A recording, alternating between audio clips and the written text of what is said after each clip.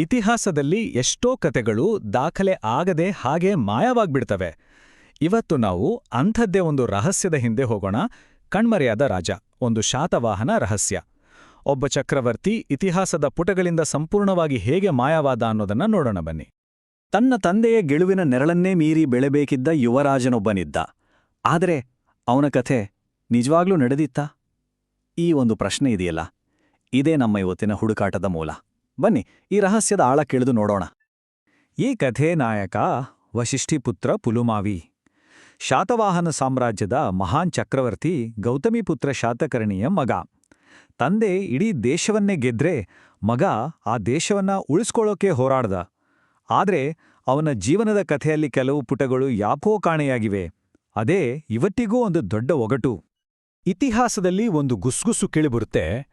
ಪುಲುಮಾವಿ ಸಿಂಹಾಸನ ಏರಿದ ದಿನ ಅದು ಕೇವಲ ಒಂದು ಸಂಭ್ರಮದ ದಿನ ಆಗಿರ್ಲಿಲ್ಲ, ಬದಲಿಗೆ ಸಾಮ್ರಾಜ್ಯದ ಕೆಲವು ಕರಾಳ ಸತ್ಯಗಳನ್ನ ಮುಚ್ಚಾಕೋಕೆ ನಡೆದ ಒಂದು ದೊಡ್ಡ ಪಿತೂರಿಯ ಭಾಗವಾಗಿತ್ತು ಅಂತ. ಇದು ಸುಮ್ಮನೆ ಒಂದು ಗಾಳಿ ಸುದ್ದಿನ, ಅಥವಾ ಇದರ ಹಿಂದೆ ನಿಜವಾಗ್ಲೂ ಏನಾದ್ರೂ ಕರಾಳ ಸತ್ಯ ಅಡಗಿತ್ತಾ? ಸರಿ, ಆ ಸಂಚು ಏನು ಅಂತ ಅರ್ಥ ಮಾಡ್ಕೋಬೇಕು ಅಂದ್ರೆ ನಾವು ಮೊದಲು ಪುಲುಮಾವಿ ರಾಜನಾದಾಗಿನ ಪರಿಸ್ಥಿತಿ ಹೇಗಿತ್ತು ಅಂತ ನೋಡಬೇಕು. ಅದೇ ನಮ್ಮ ಮುಂದಿನ ಭಾಗ.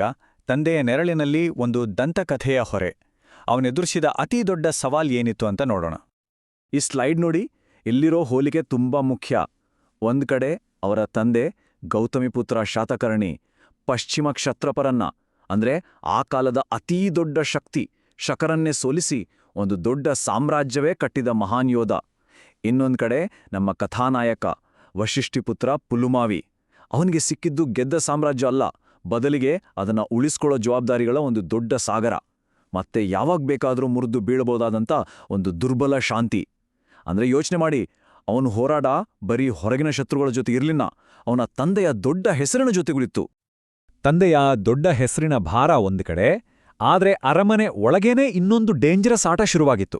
ಅದೇ ಅರಮನೆಯ ಪಿಸುಮಾತುಗಳು, ಬಯಲಾಗ್ತಿರುವ ಸಂಚು. ಸಾಮ್ರಾಜ್ಯದೊಳಗೆ ನಿಜವಾಗಿ ಏನೆಲ್ಲ ನಡೀತಿತ್ತು ಅಂತ ನೋಡೋಣ.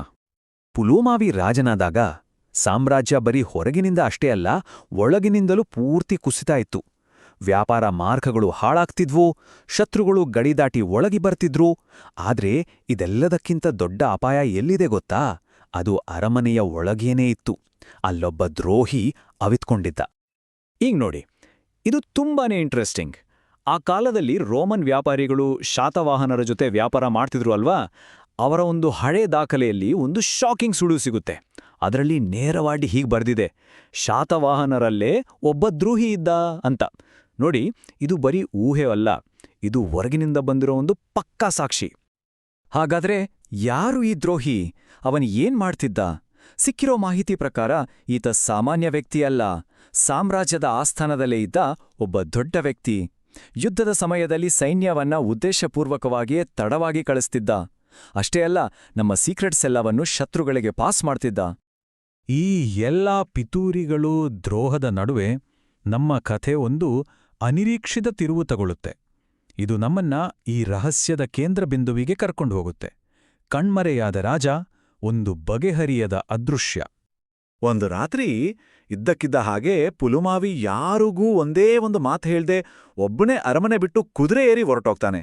ಯಾಕೆ, ಏನಾಯ್ತು, ಯಾರಿಗೂ ಗೊತ್ತಿಲ್ಲ. ಇವತ್ತಿಗೂ ಅದು ರಹಸ್ಯನೇ.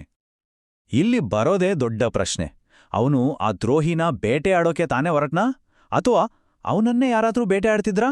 ಅವನ ಪ್ರಯಾಣ ಒಂದು ಹುಡುಕಾಟವಾಗಿತ್ತಾ, ಅಥವಾ ಪ್ರಾಣ ಉಳಿಸ್ಕೊಳ್ಳೋಕೆ ಮಾಡ್ತಿದ್ದ ಪಲಾಯನವಾಗಿತ್ತಾ?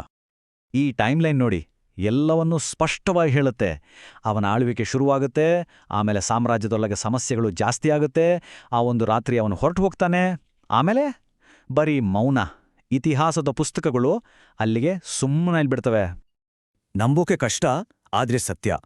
ಆ ರಾತ್ರಿಯ ನಂತರ ವಶಿಷ್ಠಿಪುತ್ರ ಪುಲುಮಾವಿ ಬಗ್ಗೆ ಯಾವುದೇ ಹಳೆ ಗ್ರಂಥಗಳಲ್ಲಾಗ್ಲಿ ಶಾಸನಗಳಲ್ಲಾಗ್ಲಿ ಒಂದೇ ಒಂದು ಅಕ್ಷರವೂ ಇಲ್ಲ. ಅವನು ಏನಾಯ್ತಾ, ಎಲ್ಲಿಗೆ ಹೋದ, ಅವನ ಕಥೆ ಹೇಗ್ ಮುಗೀತು, ಎಲ್ಲವೂ ಕತ್ತಲಲ್ಲೇ ಇದೆ. ಇದು ಆಕಸ್ಮಿಕವಾಗಿದ್ದ, ಅಥವಾ ಯಾರಾದ್ರೂ ಉದ್ದೇಶಪೂರ್ವಕವಾಗಿ ಅವನನ್ನ ಇತಿಹಾಸದಿಂದ ಅಳಿಸಿ ಹಾಕಿದ್ರಾ? ಆದ್ರೆ ಕಥೆ ಇನ್ನೂ ಮುಗಿದಿಲ್ಲ. ಒಂದು ಕೊನೆಯ ಅತ್ಯಂತ ಮುಖ್ಯವಾದ ಸುಳಿವು ನಮಗಾಗಿ ಕಾಯ್ತಾ ಇದೆ. ಕಲ್ಲಿನಲ್ಲಿ ಬರೆದ ಮೌನ, ಅಂತಿಮ ಸುಳಿವು. ನಮ್ಮತ್ರ ಇರೋ ಒಂದೇ ಒಂದು ಫಿಸಿಕಲ್ ಎವಿಡೆನ್ಸ್ ಅಂದ್ರೆ ಆ ಕಾಲದ ಕೆಲವು ಹಳೆ ನಾಣ್ಯಗಳು. ಆದರೆ ಆ ನಾಣ್ಯಗಳು ಒಂದು ಬೆಚ್ಚಿ ಬೀಳಿಸೋ ಸತ್ಯವನ್ನ ಹೇಳ್ತವೆ. ಈ ನಾಣ್ಯಗಳ ಮೇಲೆ ಅವನ ಹೆಸರನ್ನ ಬೇಕಂತಲೇ ಕೆತ್ತಿ ಹಾಳ್ಮಾಡ್ಲಾಗಿದೆ. ಅವನ ಗುರುತನ್ನೇ ಇತಿಹಾಸದಿಂದ ಕಿತ್ತು ಹಾಕೋಕೆ ಒಂದು ದೊಡ್ಡ ಪ್ರಯತ್ನ ನಡೆದಿದೆ ಅನ್ನೋದು ಇಲ್ಲಿ ಸ್ಪಷ್ಟವಾಗಿ ಕಾಣುತ್ತೆ. ಹಾಗಾದ್ರೆ ಯೋಚನೆ ಮಾಡಿ, ಒಬ್ಬ ರಾಜನ ಹೆಸರನ್ನೇ ನಾಣ್ಯಗಳಿಂದ ಅಳಿಸಿ ಹಾಕಿದವರು ಯಾರೋ? ಶತ್ರುಗಳು ಒಂದು ರಾಜ್ಯವನ್ನ ಗೆಲ್ಲಬಹುದು, ಸರಿ, ಆದರೆ ಅದರ ಇತಿಹಾಸವನ್ನೇ ಹೀಗೆ ಪ್ಲಾನ್ ಮಾಡಿ ಅಳಿಸೋಕ್ಕಾಗಲ್ಲ. ಸಿಕ್ಕಿರೋ ಎಲ್ಲಾ ಸಾಕ್ಷಿಗಳು ಒಂದೇ ಕಡೆ ಬೆರಳು ತೋರಿಸ್ತಿವೆ. ಈ ಕೆಲ್ಸ ಮಾಡಿದ್ದು ಅವನ ಸ್ವಂತ ಜನರೇ. ಹಾಗಾದರೆ ಕೊನೆಗೆ ನಾವು ಕೇಳ್ಕೊಳ್ಬೇಕಾದ ಪ್ರಶ್ನೆ ಏನು? ವಶಿಷ್ಠಿಪುತ್ರ ಪುಲುಮಾವಿ ಅಂದ್ರೆ ಯಾರು? ತನ್ನ ಸಾಮ್ರಾಜ್ಯ ಉಳಿಸೋಕೆ ಹೋರಾಡಿದ ಒಬ್ಬ ಹೀರೋನ? ಅಥವಾ ಒಂದು ದೊಡ್ಡ ಪಿತೂರಿಗೆ ಬಲಿಯಾದ ರಾಜನ? ಇಲ್ಲ, ಇತಿಹಾಸದ ಪುಟಗಳಿಂದಲೇ ಬೇಕು ಅಂತ ಅಳಿಸಿ ಹಾಕಲ್ಪಟ್ಟ ಚಕ್ರವರ್ತಿನ? ಬಹುಶಃ ಇದಕ್ಕೆ ಉತ್ತರ ನಮಗೆ ಇತಿಹಾಸದ ಪುಸ್ತಕಗಳಲ್ಲಿ ಸಿಗಲ್ಲ. ಈ ಕೊನೆಯ ಸಾಲು ಎಲ್ಲವನ್ನೂ ಹೇಳುತ್ತೆ ಅನ್ಸುತ್ತೆ.